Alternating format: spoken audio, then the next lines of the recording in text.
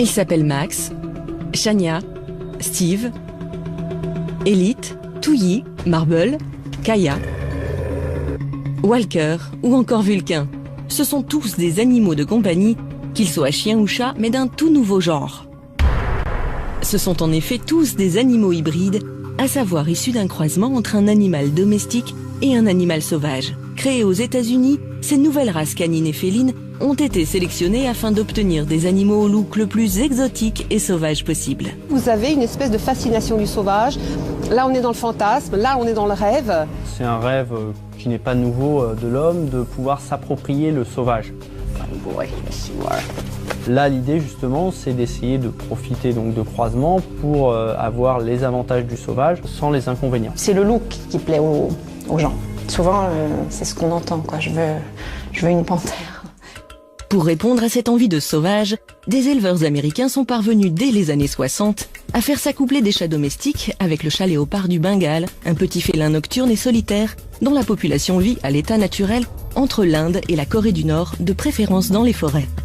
La race ainsi créée a tout simplement été baptisée Bengale. Un peu plus tard, dans les années 90, d'autres éleveurs, toujours aux États-Unis, ont croisé des chats domestiques avec des servals africains, un félin de taille moyenne proche du caracal et du léopard, qui vit dans la savane entre l'Afrique subsaharienne et l'Afrique australe. En référence à cet habitat des grandes plaines, cette race a été baptisée Savannah. Cette recherche d'un look sauvage n'a pas épargné le monde canin. Pour obtenir des chiens d'un nouveau genre, les éleveurs ont croisé de véritables loups avec des chiens domestiques de type berger allemand ou husky pour donner naissance à des chiens loups, les wolf dogs américains. Et étonnamment, pour arriver à ces hybridations, aucune manipulation génétique n'a été nécessaire. Proches génétiquement de leurs cousins sauvages, ces chiens et chats domestiques ont pu se reproduire par voie sexuée, ou du moins les y a-t-on contraints. Mais cette proximité autorise-t-elle à croiser entre elles des individus dont les lignées se sont séparées il y a des milliers, voire des millions d'années? L'homme, qui a toujours sélectionné les espèces à son profit pour l'agriculture ou l'agrément, est-il cette fois allé trop loin? L'hybridation divise et soulève des questions à la fois scientifiques et éthiques. On joue un petit peu les apprentis sorciers puisqu'on a cette capacité de maîtriser le vivant aujourd'hui et de faire des mélanges comme bon nous semble. Vous voulez avoir un lien avec le monde sauvage, très bien, mais pas dans votre salon, on est allé trop loin. Posséder de tels animaux est-il par ailleurs sans risque? Peut-on vraiment les domestiquer? Hybrides, nouveaux animaux de compagnie ou nouveaux monstres créés par l'homme?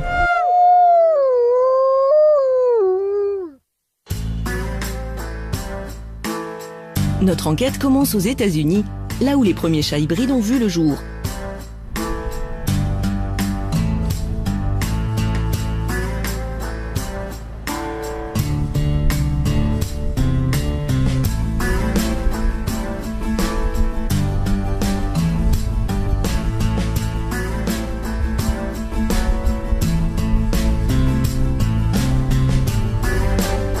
Deborah Johnson s'est installée dans une ancienne ferme pour y élever des chats bengales et Savannah. Un business dont elle tire l'essentiel de ses revenus, mais avant tout une passion. Deborah possède 15 chats qui l'occupent toute la journée.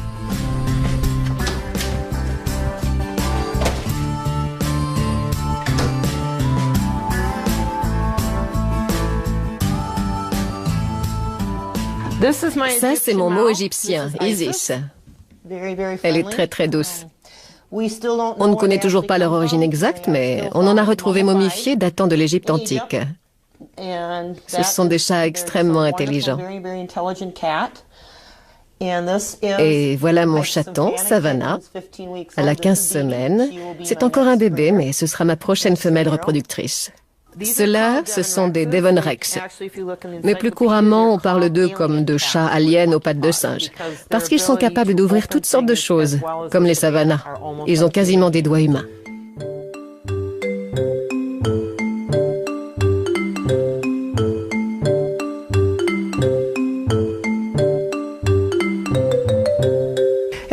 De ce côté-ci, je vais aller voir ce qu'ils font.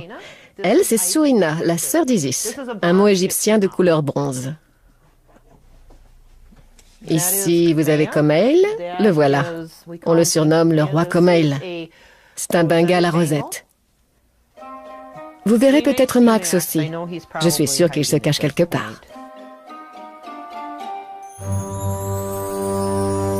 Et je vais vous montrer mes bébés Bengales. Ils ont seulement 3 semaines. Je vais m'approcher tout doucement parce que je ne veux pas que leur mère sorte.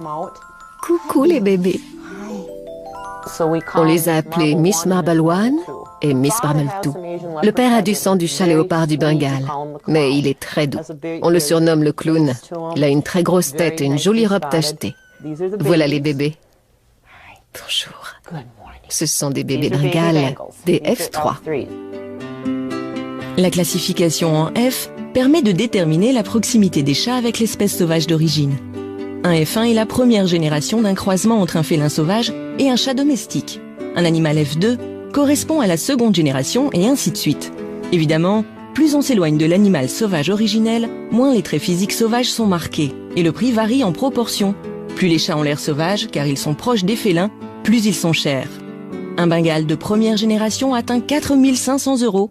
Un chat de 5e génération coûtera seulement 1 500 €. Chez les Savannah, plus difficiles à hybrider, les prix peuvent grimper jusqu'à 25 000 € pour des chats de première génération.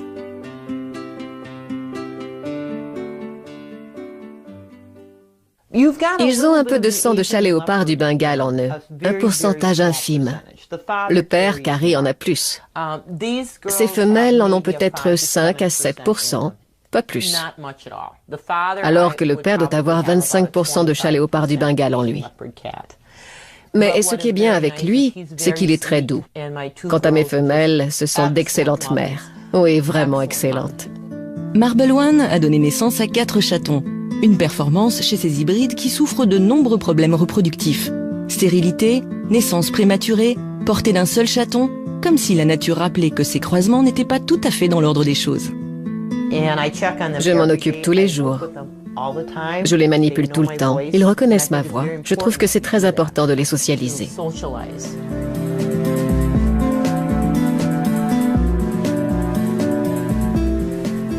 Mais avec les hybrides, la socialisation ne fonctionne pas toujours.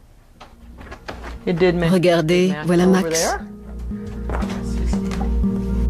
Avec un père serval et une mère chat domestique, Max est un parfait modèle de chat hybride de première génération. Un look et une démarche 100% sauvage, mais un caractère qui l'est tout autant. Impossible d'approcher cet animal pour le moins furtif et craintif. Tu es un bon chat. C'est très compliqué d'obtenir un F1 comme celui-ci. Tu es un bon chat. Oui, tu es beau. Il adore qu'on lui parle et il comprend quand on lui dit bon chat.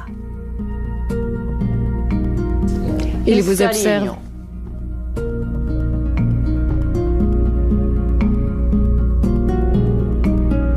Pour l'acquérir, Debbie n'a pas hésité à débourser 23 000 $, sans aucune garantie de retour affectif sur investissement.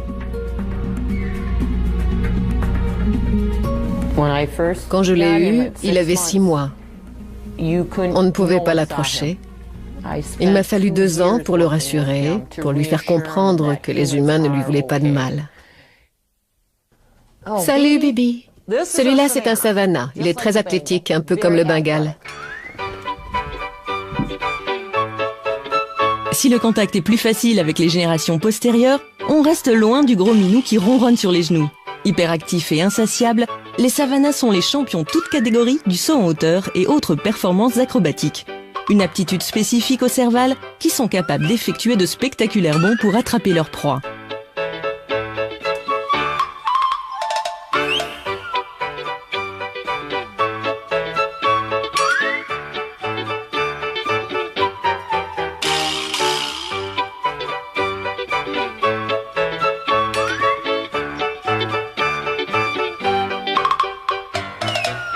Toujours partant pour jouer, ils sont en revanche plus réticents à être manipulés. Sois gentil. Désolée, attendez. Les gens aiment qu'ils aient un ventre joliment tacheté, comme le sien. Voilà, regardez. Elle veut jouer. Ils veulent de belles oreilles. Vous voyez ces petits osselets blancs, comme on les appelle, derrière les oreilles? Elle est très joueuse. Elle est parfaite, il n'y a rien à redire. Elle est tachetée. C'est le critère le plus demandé, les taches. Les oreilles aussi sont importantes. Les siennes sont exactement comme il faut. Je ne sais pas comment vous expliquer, je vais vous montrer. Attends, excuse-moi. Vous voyez ces bandes qui partent des yeux et qui vont jusqu'au bas du lobe des oreilles? C'est aussi un critère. Oui. Leurs pattes sont également différentes. Les gens veulent que le dessous de leurs pattes soit noir, pas rose.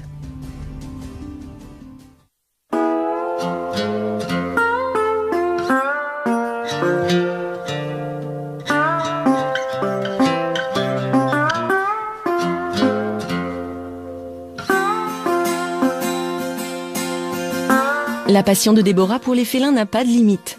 La législation étant très permissive dans le Wisconsin en matière de détention d'animaux sauvages, elle a pu acquérir un véritable serval africain. Raja, c'est maman. Viens mon bébé. Elle ne vous attaquera pas, sinon je ne l'aurais jamais prise. Je ne l'aurais pas tolérée. Elle aime bien les étrangers. Raja? Raja? Hello. Coucou. You're all done Tu es prête pour ta journée? Tu viens dire bonjour à maman?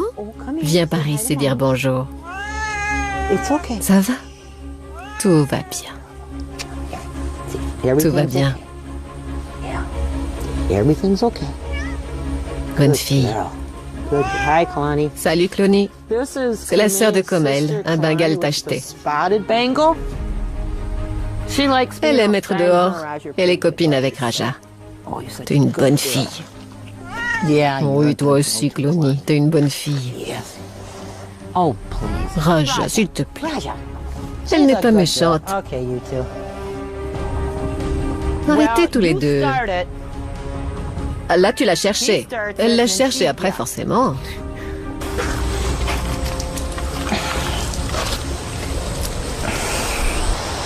Raja, viens.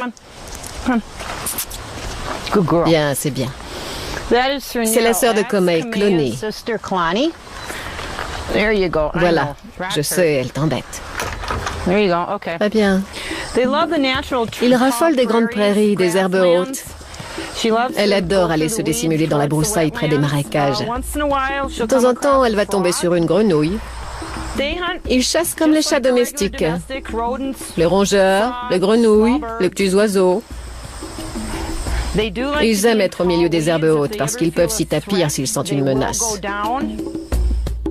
Même si Raja est attachée à sa maîtresse, elle demeure un animal sauvage.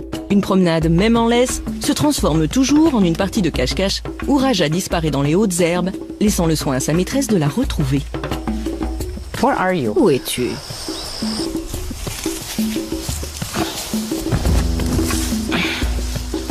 Raja? Allez, viens ma fille, sors de là. Un comportement totalement normal, puisque c'est la stratégie de chasse des servals. Ils se dissimulent dans la végétation pour tendre des pièges à leur proie. Leurs grandes oreilles fonctionnent alors comme une antenne parabolique pour localiser les rongeurs, tandis que leurs longues pattes permettent de bondir sur les proies ainsi repérées. Elle nous observe. Je le sens.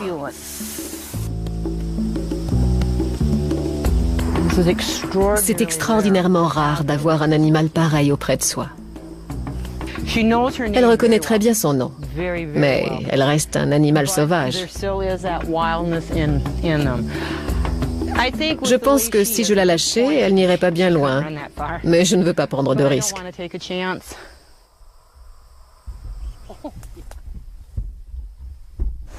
J'aime la rassurer. J'imagine que vous êtes la seule personne à avoir établi une telle relation avec elle. Oui. Et votre mari? Non. This is play. T'es une dure à cuire. Hein. Ça va, on a compris, t'énerve pas. Non, tout va bien. Le sifflement, c'est parce qu'elle vous a vu. Sinon, vous avez pu constater qu'elle me respecte. Les experts estiment qu'il y aurait près de 20 000 servals détenus en captivité sur le sol américain. Des félins sauvages maintenus en cage pour le simple plaisir de posséder un animal hors du commun ou pour servir à des programmes de reproduction qui peuvent se révéler très lucratifs. Mais un serval est-il vraiment à sa place, enfermé dans une cage de quelques mètres carrés? Ce qu'on voulait faire, c'était garder le caractère doux et la personnalité d'un animal domestique, mais en y apportant une touche exotique, comme ses oreilles, et surtout une intelligence supérieure. Et c'est ce qu'on a fait.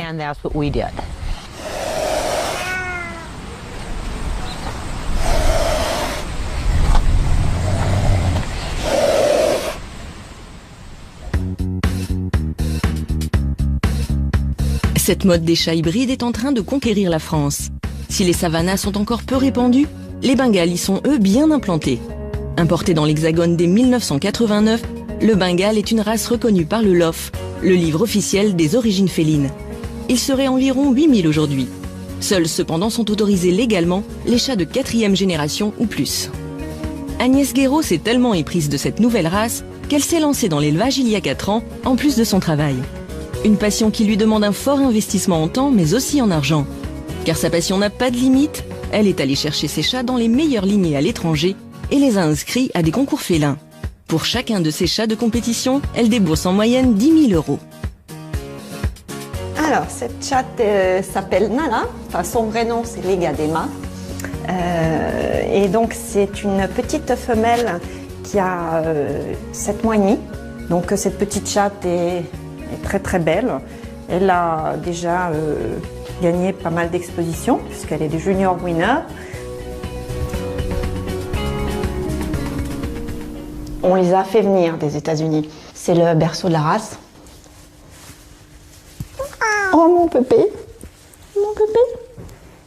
On peut passer des heures à le regarder, on ne s'en lasse pas. On rentre, parfois on se dit mais qu'est-ce qu'il est beau. Oh, oui. On rentre à la maison et on est surpris de les avoir à soi, quoi, de voir ces chats-là magnifiques. C'est toujours un plaisir. Je veux dire, après des années, je les regarde et ils me plaisent toujours. C'est une passion, quoi. Ils sont superbes. Superbe, certes. Et surtout plein de vie. Gare au bibelot et au mobilier fragile. Là, en pleine activité. C'est rien. Voilà. Non.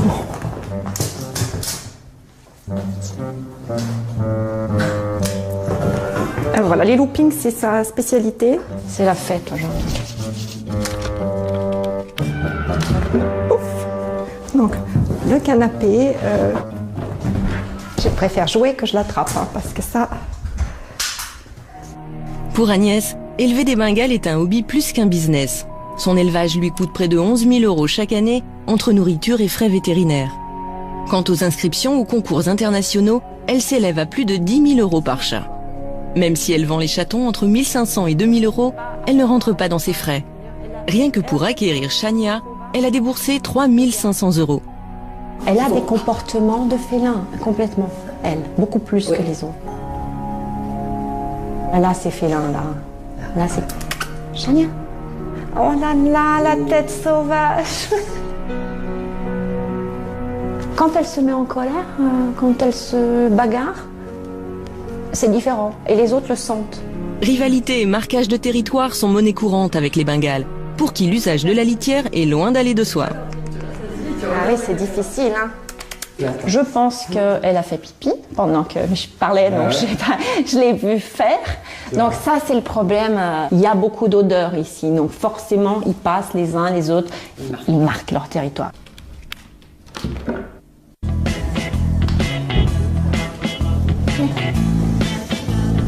Impossible pour autant de les laisser gambader dans le jardin, là où le marquage de territoire serait moins incommodant. Les Bengales s'échappent volontiers et réintègrent rarement leur domicile une fois dans la nature. Bah oui. Ménage régulier, meubles à protéger, balades en laisse, ces chats demandent énormément d'attention, et ce, dès la naissance. Très important chez le Bengale, hein, la sociabilisation. Tout se joue pendant les 3 premiers mois, je veux dire. C'est le rôle de l'éleveur. Quand ils naissent à la maison, ils sont dans notre chambre, ils sont habitués aux humains, On les manipule tous les jours, au bruit de la maison, l'aspirateur, tous les bruits, de toute façon à ce qu'ils soient complètement sociabilisés. Et si ça a été mal fait, on ne récupère pas. Je vous montrerai un exemple de ma première chatte qui a été importée d'Allemagne. J'ai jamais récupéré, elle a 4 ans. Elle a peur, la pauvre. Donc ça c'est Darjeeling. Et donc qui est un petit peu sauvage. Alors elle est adorable, hein. Elle n'est pas du tout agressive, du tout. Elle a juste un peu peur. Viens Darji, viens Darji. Elle est très timide, ouais, elle est très timide. Viens ma chérie. Donc voilà, regardez, elle a peur. Ah, biche. Elle n'est pas rassurée, donc on ne les met pas. Donc je la prends peu parce qu'en fait je veux pas la mettre mal à l'aise. Donc elle est... Attends, mais elle est super copine avec Walker.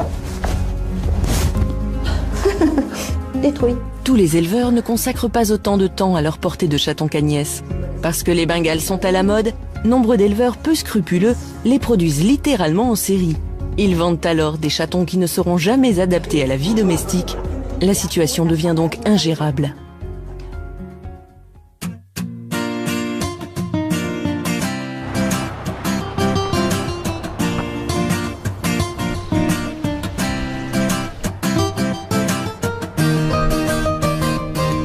Aux États-Unis, où ces chats hybrides existent depuis plusieurs décennies, le problème a pris des proportions inquiétantes. Dans ce refuge pour félins, le Wildcat Sanctuary, accueillir ces chats abandonnés par leurs propriétaires est devenu un casse-tête quotidien. L'ambition de Tamitis, la fondatrice du refuge, était pourtant tout autre à la base. Elle souhaitait seulement recueillir les grands félins que leurs maîtres ne parvenaient plus à gérer ou à nourrir. Qu'il s'agisse de tigres, de cougars, de lynx ou de servales, animaux sauvages que n'importe qui ou presque peut détenir dans son jardin aux États-Unis. Mais depuis 9 ans, ce refuge voit affluer les chats hybrides.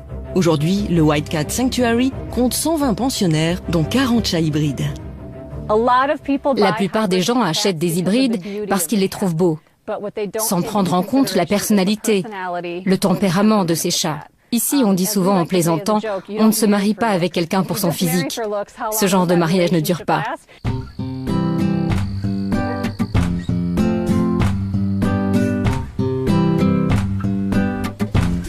Alicia est l'une des soignantes. Elle connaît l'origine de tous les chats hybrides du refuge. Tous nos enclos sont équipés d'un sas de sécurité pour éviter que les animaux ne s'échappent. N'étant pas vaccinés contre la rage, nous ne sommes pas autorisés à entrer dans les cages. Celui-là, c'est Hilo ou Hilo. C'est un savannah de première génération. Un croisement entre un serval et un chat domestique. Il s'entend plutôt bien avec les autres chats, mais il peut être sournois parfois, ce qui fait que je l'ai toujours à l'œil.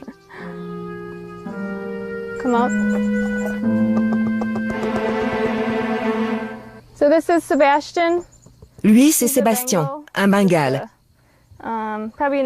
C'est probablement un F3, voire un F4. Le plus souvent, on ne leur trouve pas de famille adoptive parce qu'ils font leurs besoins en dehors de leur litière, ou encore parce qu'ils sont agressifs avec les autres chats.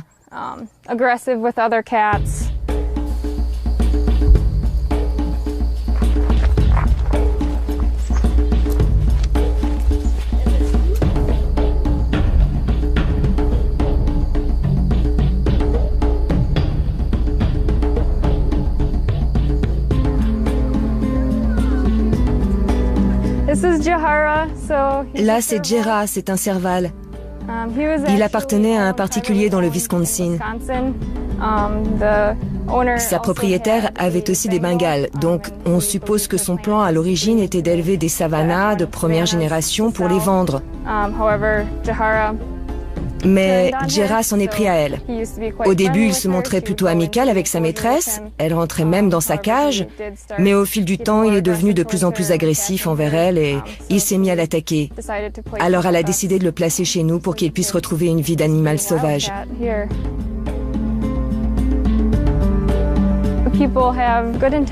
Au départ, les gens sont pleins de bonnes intentions. Ils aiment leurs animaux. Dans leur tête, ils sont convaincus de bien agir. Ils ont le sentiment d'être aimés de leur chat et pensent qu'il suffit de bien s'en occuper pour qu'un chat soit heureux. Ce n'est pas forcément le cas.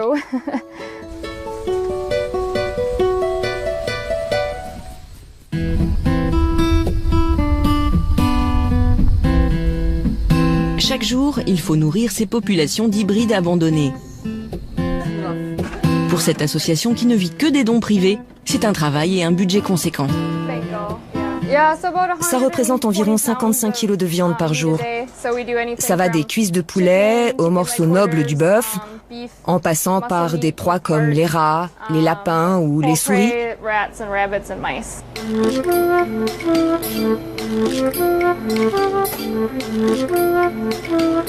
Ce seau, c'est pour les hybrides.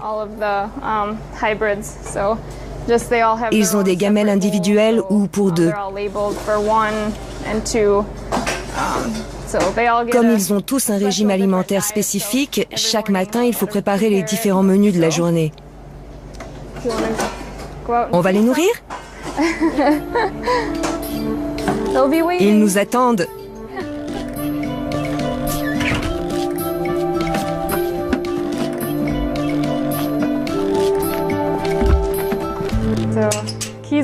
Kisa est une F1. Elle adore le poulet. Elle va revenir. Elle est sauvage. Vous voyez nourrir un chat comme ça chez vous? Cette jeune Savannah est indomptable. Très agressive vis-à-vis des autres chats de l'enclos quand il s'agit de manger, elle doit être nourrie la première et se cache des regards pour engloutir ses rations quotidiennes. Son voisin n'est guère plus partageur. Celui-là, on est obligé de le mettre dans une cage à part pour le nourrir parce que si on ne faisait pas ça, il volerait la nourriture de tous les autres. J'ouvre la trappe, il s'avance, je referme, celle-là est un peu rouillée. Ensuite, je la coince avec un bâton parce qu'il serait encore capable de la soulever et de se faufiler. Autre type d'hybride moins répandu, ce chat de jungle est issu du croisement entre un chat domestique et un chausson, un félin dont la population vit entre l'Égypte et l'Asie du Sud-Est. 2 fois plus gros qu'un chat domestique, ce félin est en voie d'extinction dans certaines régions du monde.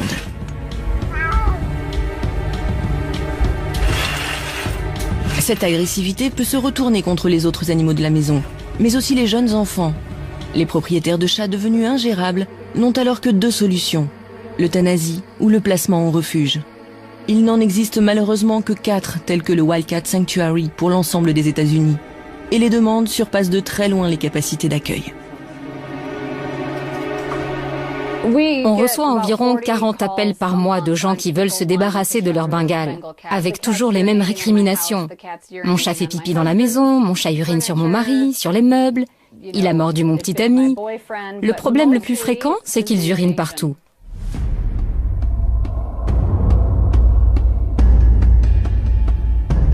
La solution, c'est d'arrêter de produire de nouveaux hybrides de chats sauvages. On a suffisamment de chiens et de chats domestiques merveilleux. Pourquoi en créer de nouveaux si c'est pour leur réserver ce destin? Ne contribuez pas au problème en achetant votre animal chez un éleveur. Notre slogan, c'est « adopter au lieu d'acheter ».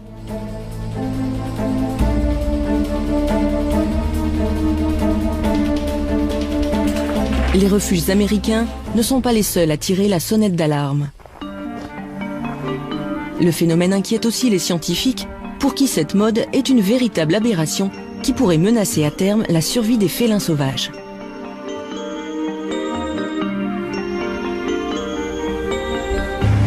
Bonjour. Grégory Breton, qui parcourt le monde pour recenser les espèces félines dans leur milieu naturel, travaille en étroite collaboration avec les douanes qui lui remettent régulièrement des individus issus du trafic d'animaux sauvages.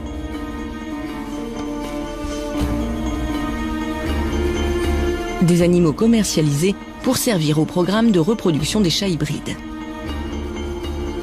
Alors actuellement ici dans notre parc, là, le parc des félins, on a 5 chats léopards du Bengale adultes et il y en a 3 qui sont ici saisis de douane ou qui ont été confiés parce que des éleveurs n'en voulaient plus.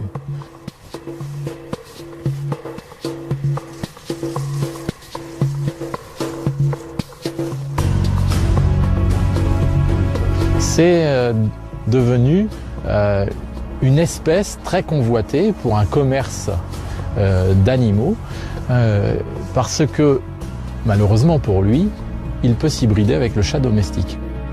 Reproduire un chat domestique avec un chat du Bengale, chat léopard du Bengale, j'insiste bien, l'espèce sauvage, c'est faisable d'un point de vue génétique.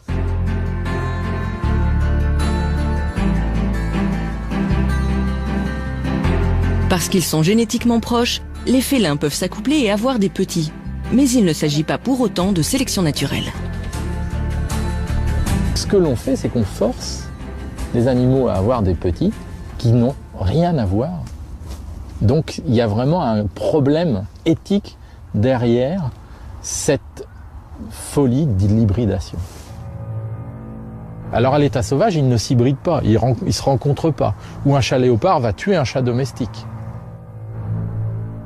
Avec l'hybridation, l'homme provoque ainsi des mariages forcés matériellement impossibles dans la nature du fait de l'éloignement géographique des animaux.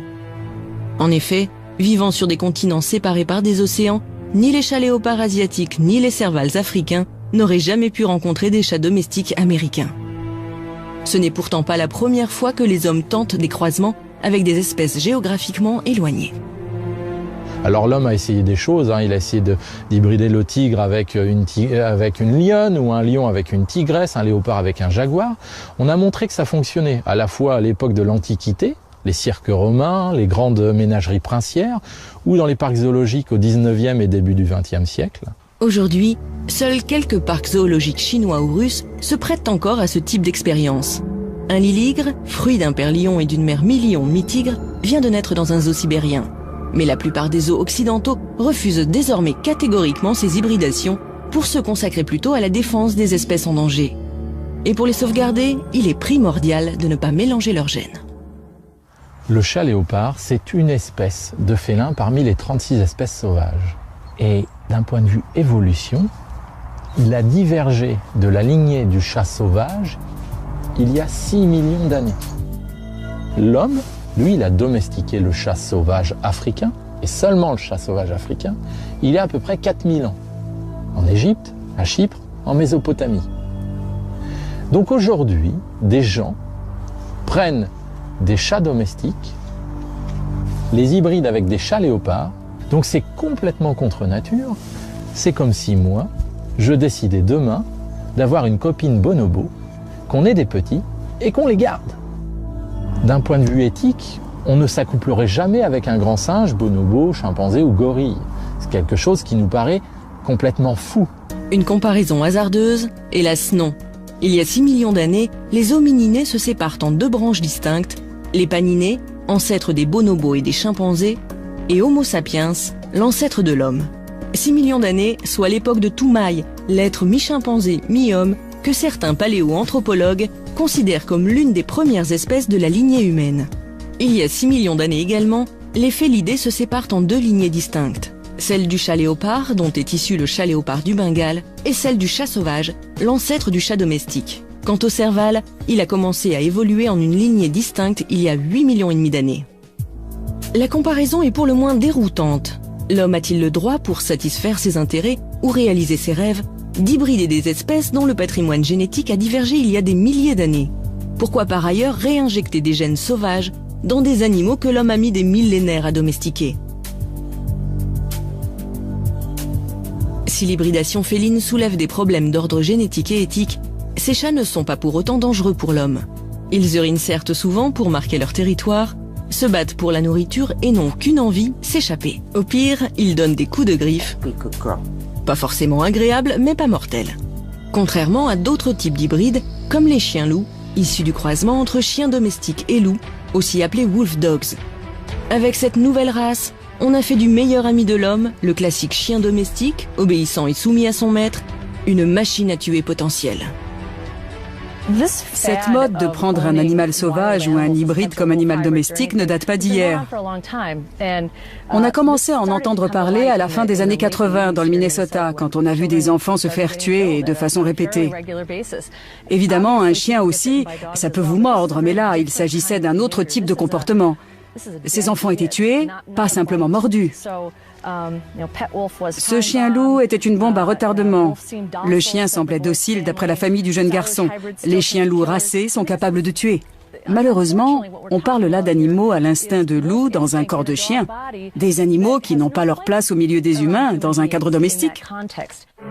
Certains États comme Hawaï ont fermement réagi à ces attaques en interdisant purement et simplement les hybrides.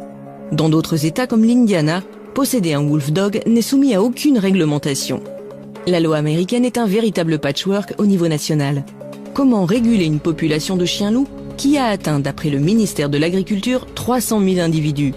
L'éradication pure et simple de ces animaux n'est pas la solution, car il y a wolfdog et wolfdog. Quand on croise un chien avec un loup, on ne sait jamais quelle proportion de l'un ou de l'autre va l'emporter. Au moment de la division cellulaire, il est impossible de prédire quelle part du patrimoine génétique de chaque parent va être transmise à l'individu. Au niveau comportemental, ça va engendrer un sacré bazar. Dans cette loterie génétique, le meilleur comme le pire peut surgir. Dans certains cas, ces croisements donnent naissance à ce que les Américains appellent des low contents, des chiens-loups contenant très peu de gènes lupines.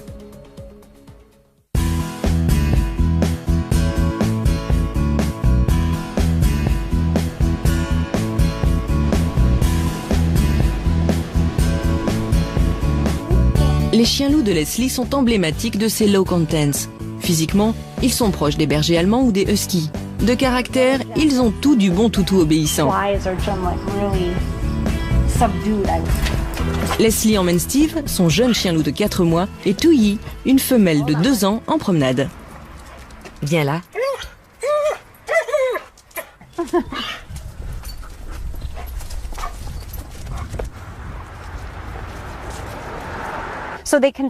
Ils ont dans leur patrimoine génétique des gènes de loup sauvage, de loup gris, de loup roux, de loup argenté ou autre loup du même genre. Ça, c'est pour la partie sauvage du mélange. Et pour l'autre partie, ils ont des gènes de chiens, de malamute, de berger allemand ou de husky. On les prend quand on veut obtenir un chien-loup parce que ce sont les chiens les plus proches du loup génétiquement.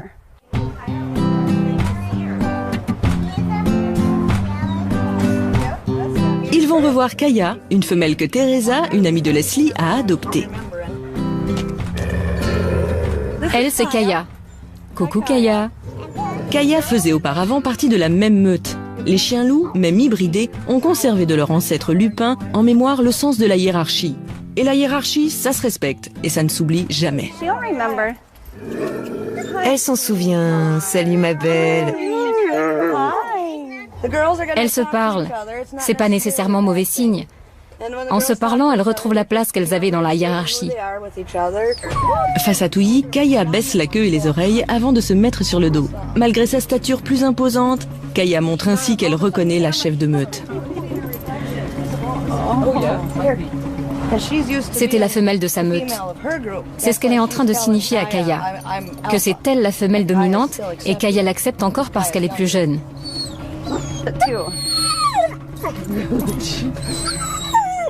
Ce sont des chiens de 6e ou 7e génération maintenant. La première génération est à 50% loup et ensuite on croise les chiens entre eux. Ça donne des animaux qui, tout en gardant des caractéristiques du loup, sont beaucoup plus chaleureux avec les humains et pas agressifs. Chez elle, vous retrouverez le museau allongé et un peu pointu, les canines plus grandes et plus incurvées. Elle a les mêmes oreilles plus courtes et moins poilues. Ça évite que les insectes s'y nichent. Sa fourrure est constituée de plusieurs couches. Elle a un poil de couverture long et en dessous, vous pouvez le voir ici, on l'a tendue pour l'été. Elle a un duvet laineux pour l'hiver. C'est une espèce de laine de mouton recouverte d'un manteau doux. Ensuite, les pattes. Elles sont plus fortes que celles d'un chien, avec des pieds plus lourds. Le loup gris doit pouvoir traverser la toundra. Qu'une surface soit marécageuse ou enneigée, ils doivent pouvoir se déplacer dedans. Leurs pieds sont larges et allongés. Ils sont immenses en fait. Ça leur fait comme des raquettes. Pour les puristes, il n'existe qu'un seul et vrai wolfdog, le high content. Des chiens-loups contenant un fort pourcentage de sang loup. De son ancêtre lupin, le wolfdog doit non seulement avoir l'apparence physique, mais aussi le caractère. Tiens, viens. Voilà. Mike fait partie de ces passionnés qui ne supportent pas l'approximation. Par fascination pour cette race, il est allé chercher son chien loup aux États-Unis, dans les élevages les plus réputés, alors qu'il vit en Belgique. Il a refusé de nous communiquer son prix d'achat et nous donne rendez-vous dans un lieu qu'il n'a pas souhaité préciser. C'est un animal qui est apprivoisé, mais ce n'est pas un animal domestique au sens du terme. Un animal domestique n'a plus d'instinct. Mike a choisi de garder l'anonymat pour des raisons qui lui sont propres. Je tiens à garder ma tranquillité. Beaucoup de personnes de la communauté des Wolf Dogs sont extrêmement jalouses et je tiens à préserver absolument la sécurité et la tranquillité de Vulcain contre toutes ces personnes malveillantes. Recule, parce que si... Non. Là, il a vu la viande. On va couper. Allez, viens. Descends, c'est fini. Allez. Tu es allé chercher aux États-Unis. On peut un peu voir... On va le faire descendre? Ouais. Viens, Vulcain. Allez, on y va. Tu veux que je le tienne? Attends, va doucement parce que... Ouais, tu le prends? Hop. Pour que Vulcain s'habitue progressivement à notre présence, nous commençons par une balade en forêt où le chien loup se sent dans son élément. Il doit nous accepter comme faisant partie de la meute. Cédric, l'ami qui a aidé Mike à l'apprivoiser, est là pour nous décrypter son comportement et agir en fonction. En fait, c'est des animaux qui sont des véritables éponges, ils vont refléter notre comportement. Si nous on est amical avec vous, il va être amical ou neutre. Par contre, si on veut pas de vous, ça va être autre chose. La promenade est rythmée par les arrêts de Vulcain, dont les instincts de chasseur sont toujours à l'affût. Ah oui, là il y a des poules. Pour détourner son attention, une méthode radicale. Lui donner des morceaux de viande émiettés. Mike en a toujours plein les poches. Il faut récompenser Vulcain pour sa bonne conduite à cadence très régulière, environ toutes les 2 minutes. Mais parfois, la viande ne suffit pas à calmer les ardeurs du chien loup, génétiquement programmé pour chasser. Vulcain, saute! Il laisse le chien, viens. Viens, tu restes. Viens, Vulcain, tu restes. Tu restes là, tu restes. Allez, viens. Viens, viens. Viens, allez, viens. Allez, viens. Viens, Vulcain, doucement. Allez, viens, doucement. Il est pas content, il aime pas beaucoup les chiens. Non, mais vous inquiétez pas, c'est pas sur vous. C'est le chien qui lui plaît pas, c'est tout. Allez, viens. Laisse le chien. Allez, on y va. Allez, Vulcain. Il y a des choses plus intéressantes à faire qu'à poursuivre un chien, franchement. Allez, viens. Et c'est un animal qui est très joueur aussi, donc la personne qui désire un Wolf Dog, faut qu'elle se dise que pas de vie d'appartement à pas bouger. Et par contre, si la personne aime sortir, aime bouger, tout ça, alors là, c'est le paradis parce que c'est un animal, on peut l'emmener partout, on peut faire par tous les temps, neige, froid, tout ça. À moins 15, vous le sortez sans problème. Hein. Et plus vous le sortez, plus vous êtes reconnaissant, plus les relations s'améliorent. On remonte? Allez, hop là. Mike avoue parcourir jusqu'à 15 km par jour avec Vulcain pour qu'il se défoule. Au programme, jeu de balle. Hop là. C'est bien, Vulcain.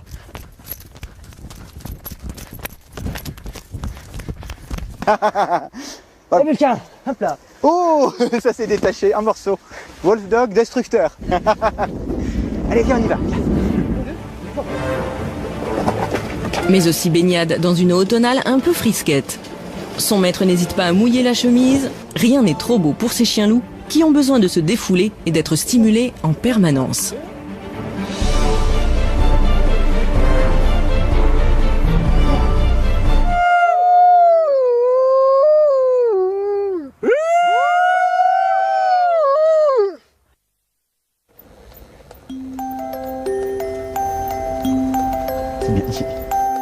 L'exercice se complique quand Mike décide de poursuivre la promenade en ville, un milieu plutôt hostile pour Vulcain. Avec toutes les précautions nécessaires, on évite soigneusement les passants.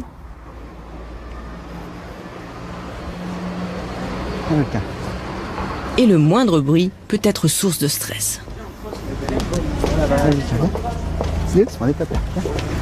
Viens. Attends, viens. Viens. Voilà. Regarde. Vraiment, je suis fier de toi, tu sais. Je suis très fier de toi. Les wolf dogs ont hérité de leur ancêtre loup cette capacité à entendre des sons à une fréquence beaucoup plus élevée que la nôtre. 40 kHz contre 20 seulement chez l'homme. De fait, la moindre pétarade de moto retentit en eux comme une déflagration. Doucement, Vulcain, n'aie pas peur. Attends, tiens. Regarde, il a peur des motos. Prends le verre, il a peur. Doucement, Vulcain. Doucement. C'est rien. C'est fini, c'est fini, c'est rien. C'est rien. Tiens, Vulcain, viens. Tu restes avec moi? Viens, Vulcain, viens. Voilà. Ah oui, il va être beaucoup plus. Vous allez voir les yeux qui vont tac, mouvement. Rentre la voiture. Sinon, on a marre. Voilà, il va être en plus grande recherche. Ces chiens sont-ils donc vraiment capables de vivre auprès des hommes?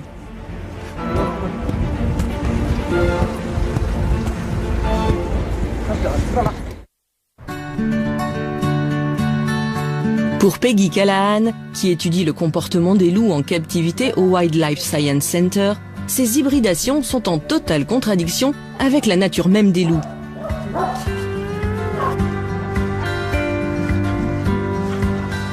Car entre chien et loup, c'est loin d'être l'amour fou. Le comportement naturel du chien consiste à nous défendre. C'est pour ça qu'on les a dressés historiquement, pour nous protéger des loups. Mais cette clôture modifie le comportement des chiens. Enlevez-la et les chiens auront vite fait de partir. Là, ils parlent, ils discutent. Tout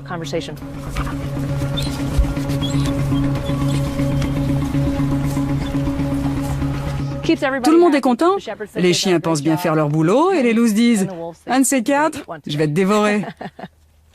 Ce qui est intéressant, c'est qu'elle se pose des questions sur ce petit chien. Est-ce qu'il va se soumettre ou pas?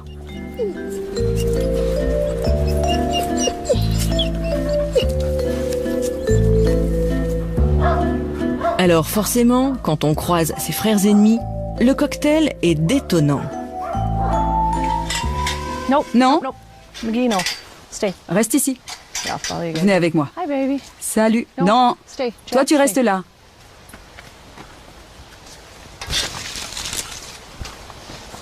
Buddy.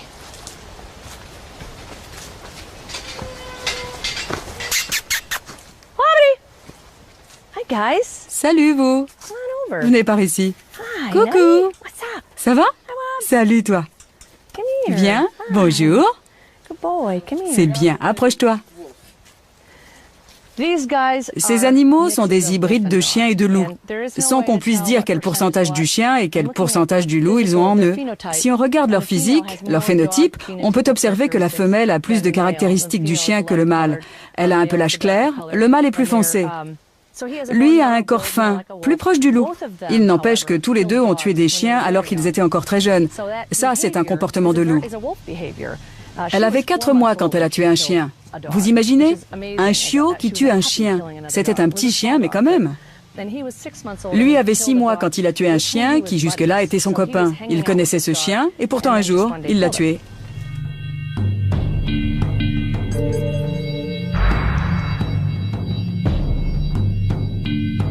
En grandissant, les loups attaquent d'autres membres de la meute ou d'autres loups. C'est un comportement tout à fait naturel pour eux.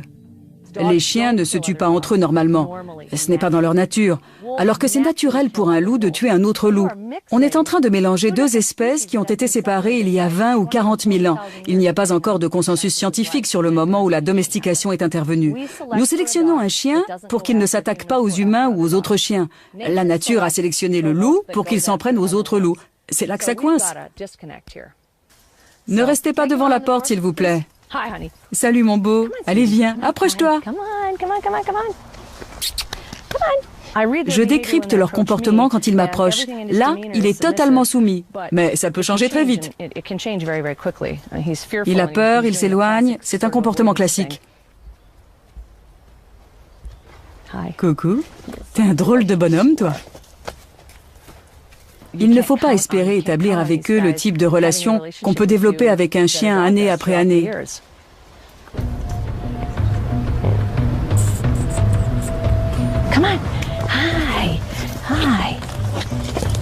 Il a de sacrées canines. Elles sont longues. Elles vont jusqu'à sa lèvre inférieure. C'est bien. Elle est extrêmement agressive, pas avec les gens, mais avec les autres animaux. C'est dans son tempérament.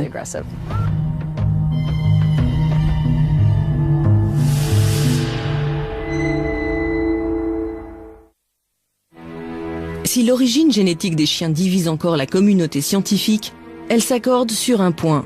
Le chien est la première espèce à avoir été domestiquée par l'homme avant même l'apparition de l'agriculture. En croisant un loup et un chien, c'est un peu comme si les hommes d'aujourd'hui recommençaient le lent travail de sélection entrepris par leurs ancêtres du Paléolithique supérieur. Certaines populations de loups se seraient différenciées en fait pour se rapprocher des campements humains et profiter de tout ce qui était déchets. De ce fait, il y aurait une sorte de phénomène d'autodomestication, c'est-à-dire qu'effectivement les loups les moins craintifs vis-à-vis de l'homme étaient ceux qui pouvaient récupérer le plus de nourriture. Puis donc en fait, on a eu dans un premier temps effectivement une sélection sur ce degré de sociabilité vis-à-vis de l'homme. Seuls les animaux qui acceptaient le contact avec les humains ont donc pu être domestiqués. Les autres, bien plus nombreux, ont toujours refusé de se soumettre à l'homme.